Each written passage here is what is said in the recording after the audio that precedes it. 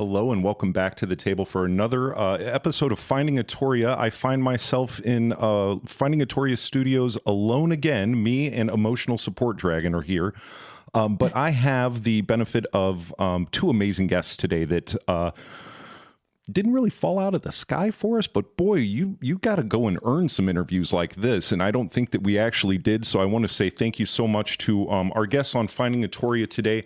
I'm lucky enough to be sharing time with Rachel Vosgrove and Wesley McGee-Saxton, and they are a part of Forged Ahead, a party to access, and are here today to tell me just about everything I don't know regarding what they do. I've been out on the website. We've had some conversations, but introduce yourselves and welcome into Finding Atoria. Thank you so much for having us. Been following for a little bit, and then whenever I saw the interview possibility, I was like, oh, we need to do this. Wonderful. So hi, I'm Rachel Vosgrove, one of the co-founders of Forge Ahead Party to Access. And then Wes, I'll let Wes introduce themselves as well. Pronoun she, her for myself. Wes, you can go ahead and introduce yourself. Hi, everybody. I'm the other half of this outfit. My name is Wesley McGee-Saxton, and I use they, them pronouns. Thank you, Rachel. Back to you. Yeah. Wonderful stuff. Yeah, how we got started doing this, I'm a manual wheelchair user. Wes is a power chair user. We love tabletop role-playing games. We had never met. It was January 2021, so lots of things happening in the world. But one of the things that happened was Strata Miniatures released their support of the wheelchair mechanics that Mark Thompson created. And it got posted, the beautiful pictures of characters with disabilities were posted in this large group. And I was so excited to see myself represented in a fantasy game for the first time. And so I got onto the comments, and unfortunately, people weren't as excited. Some people were there to support it, but some people were really there just to knock it. Oof. And unfortunately, through a conversation with a fellow gamer in the group, he determined and told me directly that I would be a burden to an adventuring party. So didn't matter that I was a nationally ranked wheelchair athlete. Doesn't matter that because of my disability, I'm a natural problem solver. All these things didn't matter simply because I use a wheelchair every day. You would be then viewed as a detriment to that gaming party. Correct. I cannot even imagine. Continue on. So this is, but from this ugly interaction with this person who's going to remain nameless because I have way too much time on my hands, you met Wesley. And where did you two find an idea for starting this? Number one, number two, and then what was the goal? I know that when we set out, one of the first things that we had to do was all sit down with our paper and go, what's the goal? What's the vision? And what do we want to do? Where did you guys get there? So I can jump in here if that's okay, Rachel.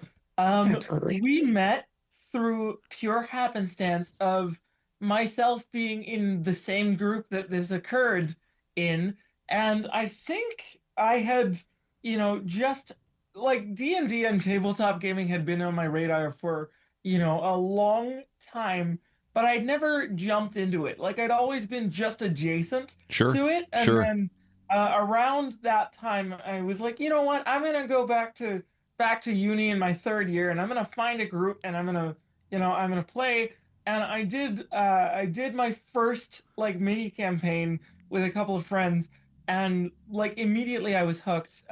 Patrick, I know you have a background in theater as well. I have a background in theater. I did my BFA at York University. I went through their acting program. I would say then that you have a background in theater. I had something that I was lucky enough to do for a few weeks in high school that does not compare to that, but thank you so much for putting us in the same room. Of course. We'll give yourself credit where it's due as well. Thank you. So D&D and tabletop really combined my two loves of like storytelling, improv, and then like I've always been a Lord of the Rings kid. Awesome. So that's where that jumped in. So I joined this Facebook group just to see what else was out there, because I had attempted to create, a character that was a wheelchair user for my first character, and I didn't have the tool sets. I didn't have, the rules knowledge, first of all, but Hmm. I didn't have the community to talk about it with either. So I joined this group, and Rachel had shared a post. I believe it was the chair smithing tools, if I remember correctly. Is that right, Awesome. Rachel? That is Yeah. correct, which was my response to the person. I was like, no, I'm not going to comment to them anymore. I'm just going to start designing. Awesome. And that's how we met. So Yeah, so I commented underneath this post. I was like, this is really cool. Strange person, can we collaborate, please? And then I kind of invaded Rachel's inbox for a little bit, and it gradually formulated into like maybe just collaborating on, a tool set. And then like we started doing more and more together. And then we were like, you know what? Maybe this needs to be a more formalized uh, excellent. Yes. thing. And it just sort of developed from there. That's really cool. And the mission then of and I'm guessing and maybe paraphrasing a bit, but with you two coming together with those shared experiences, the mission had to be something that offered more access to people who had maybe heard those responses on internets or had gone to gaming groups and have not found their table, which here at Finding Atoria is kind of our mission and why my listeners are so eager to hear from you. Where do you find, I guess, in your personal experience in the gaming world today, because this is something that kind of gets my shoulders a little tense, where are you finding the most frequent friction for people needing access in the game? Is it that idea that people are reticent to play? Is it a difficulty literally finding physical access to a gaming space? What are the obstacles out there that you folks are working to overcome in your work with Forge Ahead, a party to access? Forgive me. Short name's the Forge. We can just call it the Thank you. Forge. Oh my God. Okay, I'll put the notes down. It is a long name. Yep, you're perfect. It's a bit of a mouthful. It's not an accessible name. It's fine. But some of it's a complex question, Mhm. right? So of course, physical access to gaming, physical access to the materials itself. I know Wes plays using digital tools because of dexterity limitations that they have. Yeah. So there's of course access, but I think what we really wanted to focus on was disability representation as a whole. Okay. That is also a barrier that we are seeing for amazing, authentic disabled stories to be told. And we very much feel that through disability representation and the more people experience disability, the more people who have and see what is possible for people with disabilities, the more open they are to having disabled characters in their party and at their table. So you can kind of yeah. feed that with changing the way that that people interact with the game, and what they see is going to open up and broaden their mind to what is more familiar and comfortable at their table. I often think, I believe as most of us do, that I've got a good grasp on such things. And the fact of the matter is that I don't, and we as a society don't. And I think that there's a lot of things that make that obvious.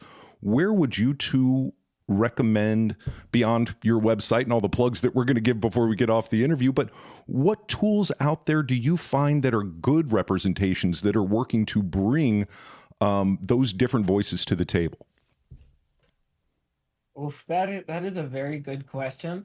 I mean, the first thing that comes to mind when people reference like good disability representation in fantasy media for me, if there's like, I don't want to say gold standard, but like it's really good. Is Avatar: The Last Airbender is always good disability representation. Awesome. I grew up with that show. It's got a special place in my heart. There's uh there's really really good disability representation there because the characters are clearly disabled, affected by their disability. There's no like immediate easy cop out that basically makes them non-disabled, Right. but it is also not the entire point of their character. They just exist in the world that way. In terms of more modern representation, I know it used to be called the Dragon Prince. I know it's changed names to something else now. Okay. Is fantastic representation in that as well. Rachel, I can see you're very eager to jump in on this, so I'm going to open the floor to you as well.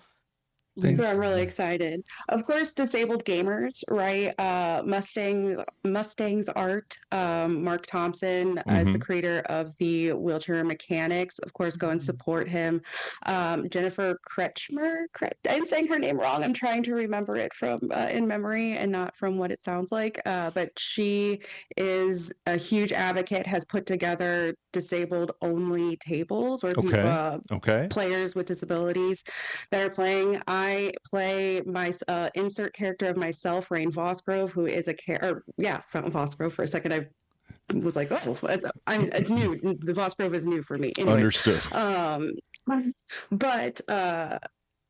So on Roll Forth, a TTRPG podcast. So I also am increasing disability representation, but I would like to kind of switch that question a little bit of some really common disability representation that we're seeing that is negative. And the number one wheelchair representation that we have currently is the other avatar, the James Cameron avatar, which is, when you look at that character, when you look at Jake Sully, he is one played by a typically developed actor. They actually casted and made prop legs for him to sit in his chair so his legs look disabled.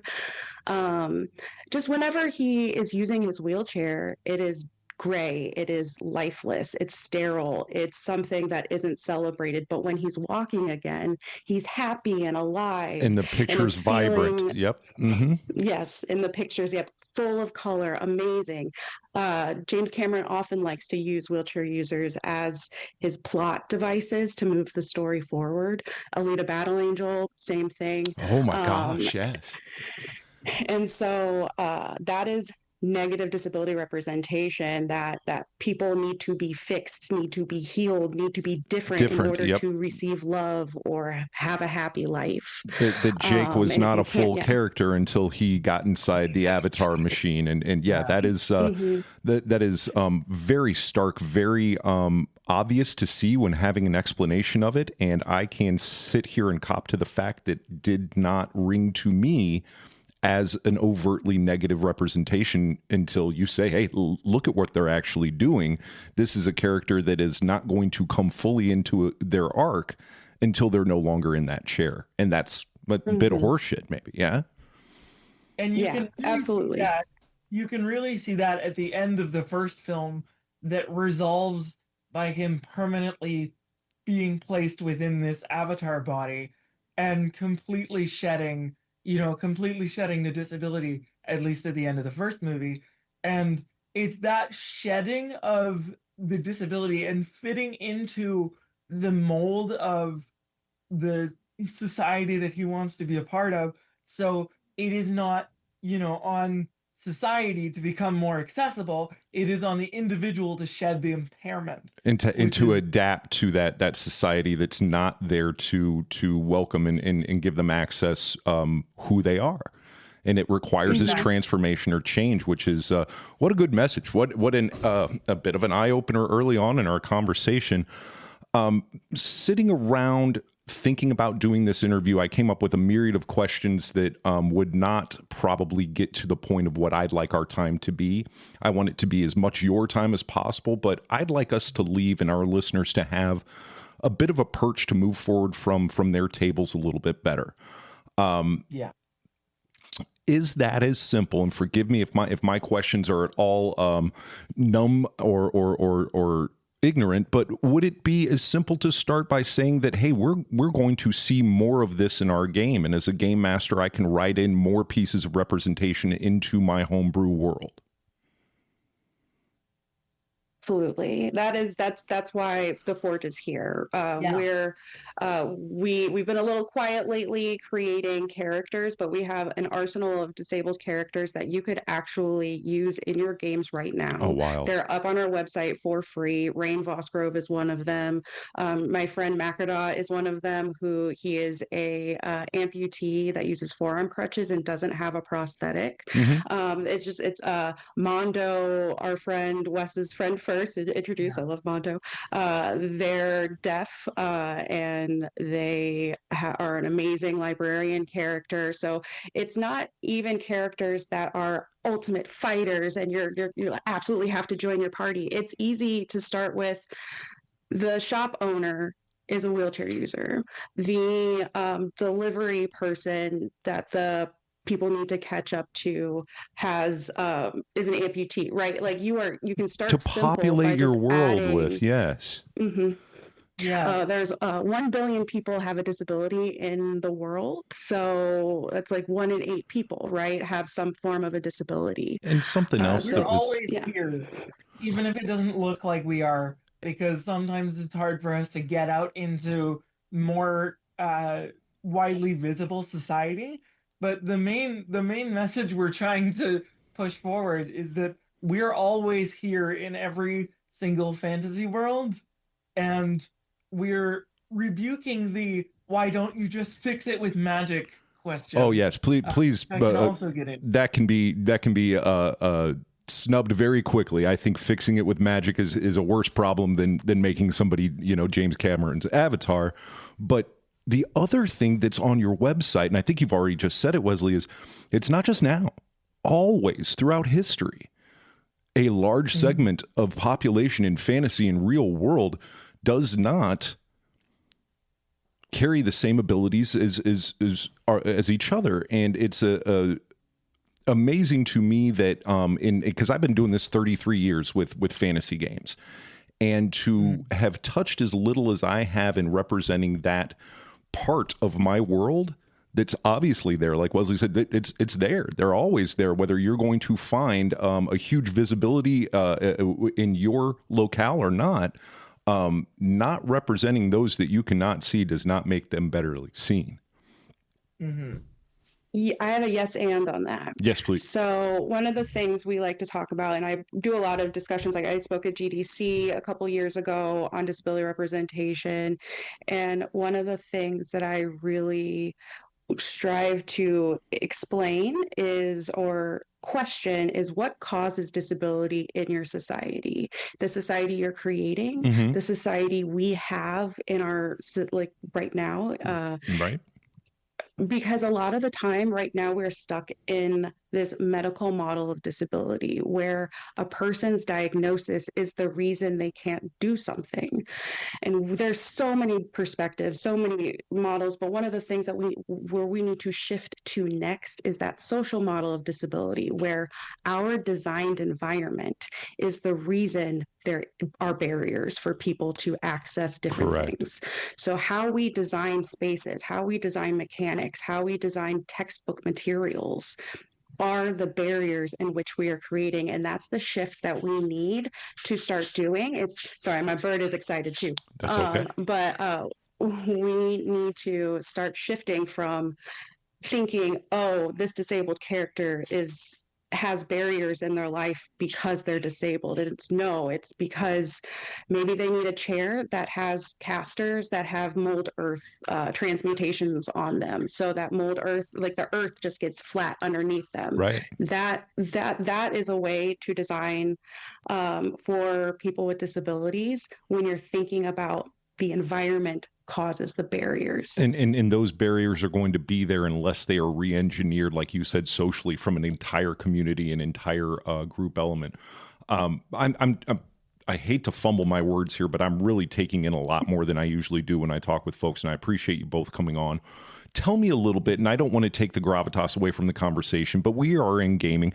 Tell me a little bit about what you found personally in everything else aside, the hobby that is beneficial for you, that where you could have taken this access focus to just about any theater of of society and still had a good mission and still started a company and still collaborated. Why was it now with the TTRPGs that we found that I guess that cross space, that intersection? Can I jump in with this first, Rachel? Yes, please. go for it. Yes. Yeah.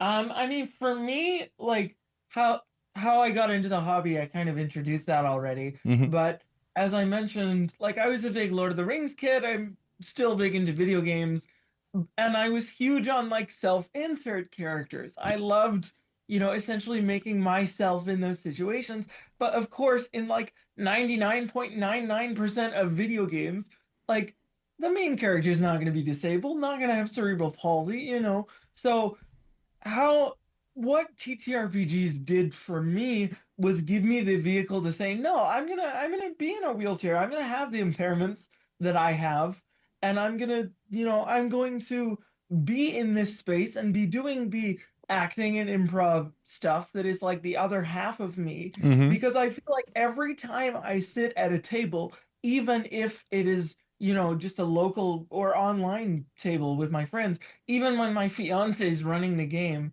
with like people that we've known for a billion years, it is still both teaching myself about a way for me to move through the world and teaching other people about how I do that. And then hopefully, like, that advocacy will carry through.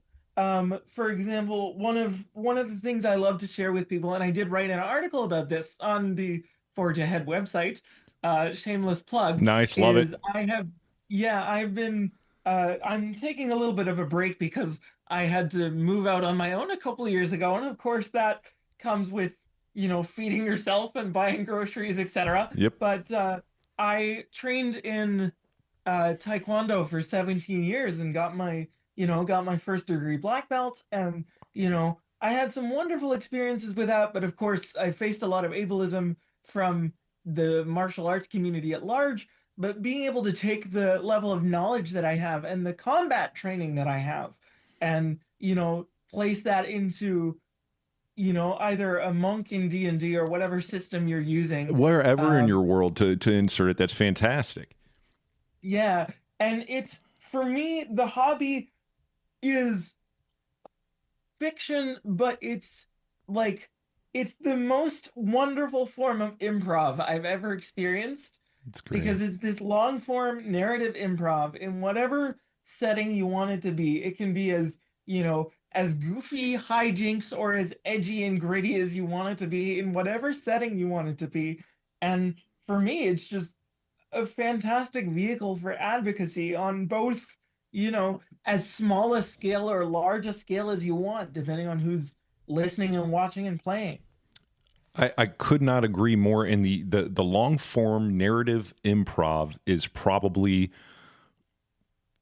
what I think the purest form of the hobby is that getting together and communicating. Now, I know that 33 years ago it wasn't able to be done over Zoom, and we certainly didn't have VTT and all of those things. You actually had to get people together, and I still find that there is a benefit level of in-person gaming that even edges out anything else.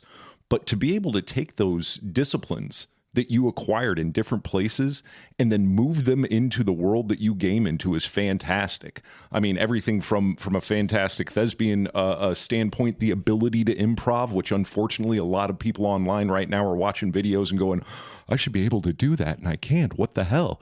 It's a skill. It is something that you have to learn and apply very well. But to take those elements of 17 years of martial arts experience and say, I can drop this into the world that I'm playing in, that I'm using fiction in, and it really elevates the experience for me, I would think, but not only for just you, but the people that have the benefit to be in that game and near that. So very cool stuff. Exactly. I have one point to make, and I'll be quick about it. But take all the time you want. For me, I'm a recreation specialist. I have a large background in parks and recreation, having fun together. There's so much study. There's so many studies and information about how we as humans learn best through play.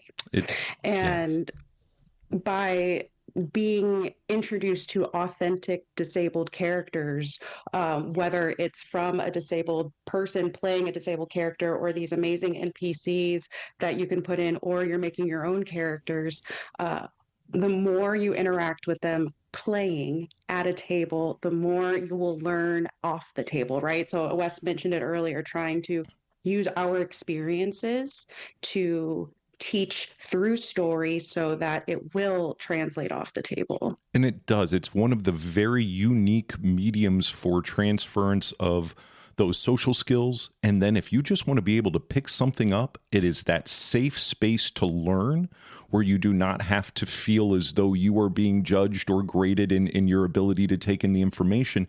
And then you have the ability to step out away from that table and go apply those things in the real world. And I think that that's an amazing portion of our hobby.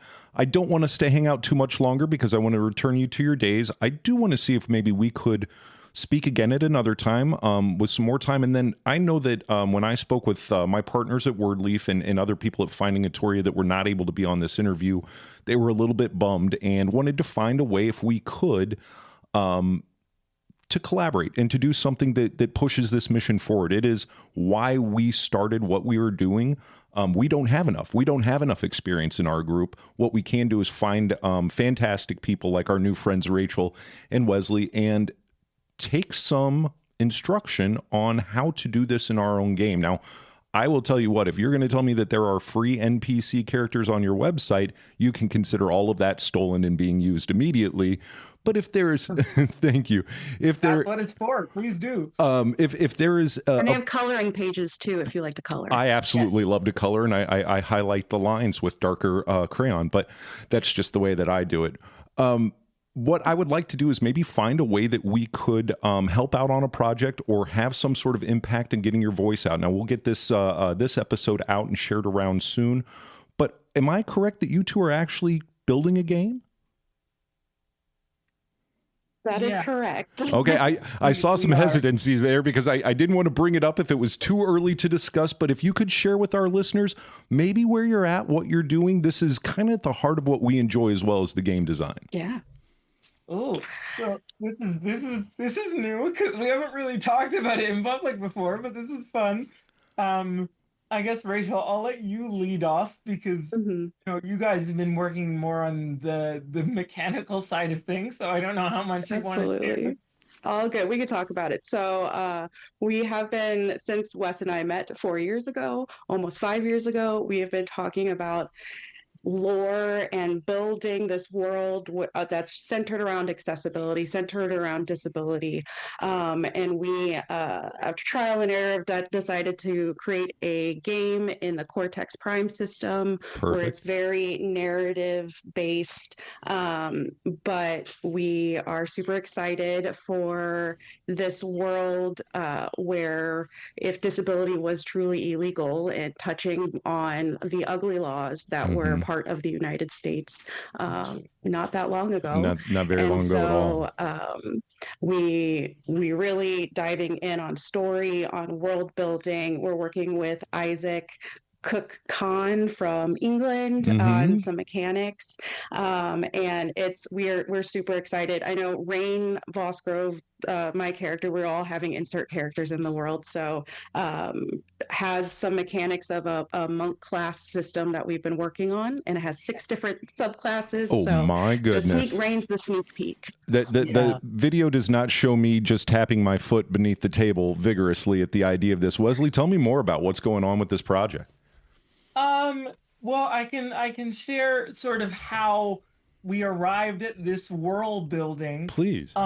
Is when I was in my 3rd year of movement in university, I had one of the best professors I've ever had.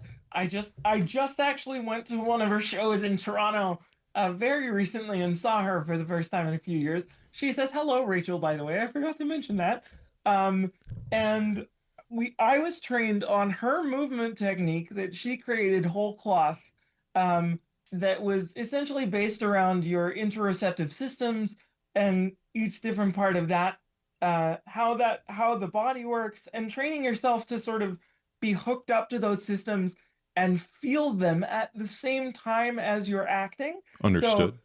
for people who have been training in that system for long enough, you can literally feel your blood flow as you're acting, and it's very strange Incredible. and wonderful. And I loved it so much that I was like, I have to take this and make a monk class. But I was not proficient enough in sort of game design at the time to be able to do it. So I went to Rachel and I said, my professor does this cool thing. We need to do a cool thing based off of this. I got permission from her to do it, and we're gonna do that. So we initially started in 5e, and we built those subclasses, and then that sort of ballooned into like, I want to do more. Can we make a world with that? Like, we both said that, and I don't remember exactly how it started. I think I sat down one day and just like wrote out like 5 or 6 cultures out of nowhere and showed them to Rachel, and then I ran with it. Yeah, it sort of expanded from there. And now where we're at is like, we like to call me the lore master, because I came up with like the very baseline of everything, and then Rachel and Isaac like have had wonderful ideas and ran with it and added so many more things. And then Rachel and Isaac are the geniuses behind the like mechanical implementation of the game. How like cool. I'm able to assist somewhat with the game design, but I really have to give credit where credit is due, that I'm much more comfortable, sitting in front of my Google document, like figuring out currencies and cultural stuff. Same guy. I want to be the idea person. Let me do the lore. Let me tell you how beautiful the tide comes in. But when it's time for roll mechanics, I'm going to need the crunchy brains in the room doing the heavy lifting for sure. I do not have a crunchy brain. Right. Well, guys, I don't want to cut us short at all. And I really do appreciate the time. What I'd like to do is get a very clear plug for your website, a very clear way for people to come and visit, to interact with you and the work that you're doing. And then I would ask, if you get to a point with this game project, I sit around people that are certified playtesters all the time.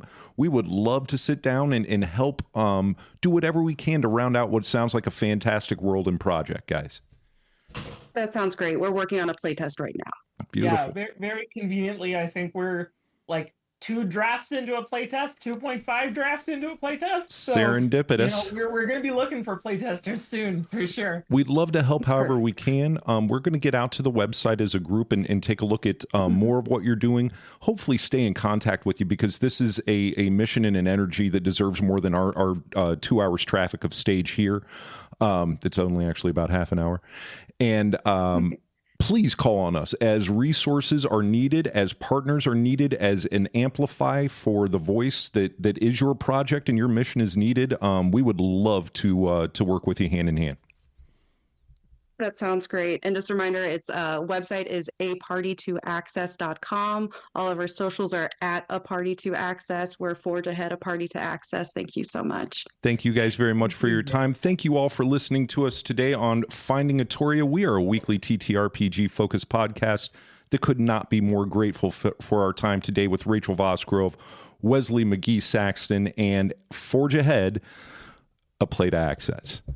Party to access. Goodness, I did it wrong again. You got it. You know what? I'm going to edit all of this beautifully, except for that I won't, because that's not what our listeners love. Guys, thank you again so much. Wesley, Rachel, have a fantastic weekend. You as well. When you sit down at the table, open the books, and spill out the dice, you're looking for an epic adventure. Tabletop role-playing is more popular than ever, and every day new players join our great hobby. My name is Steve Kellums, and I'm the host of the Epic Adventure Podcast. I'm just a fan with a radio voice, but joining me on this quest will be Mike Howlett, the co-founder of Oddfish Games, a great independent game company, and Christina Stiso, a PhD student studying game-based learning. Together, we will discuss all things tabletop gaming, from character creation to world building to setting and pacing. We will give you tips and tricks to make your games, well, epic. Like and subscribe to the Epic Adventure Podcast today. This episode of Finding Atoria is brought to you by Wordleaf Media. Are you interested in sharing stories of your favorite TTRPG experiences? If so, reach out at www.wordleafmedia.com/contact us. On our socials, Or you can now leave a comment on your favorite Finding a Toria episode at our Word Leaf Media YouTube channel.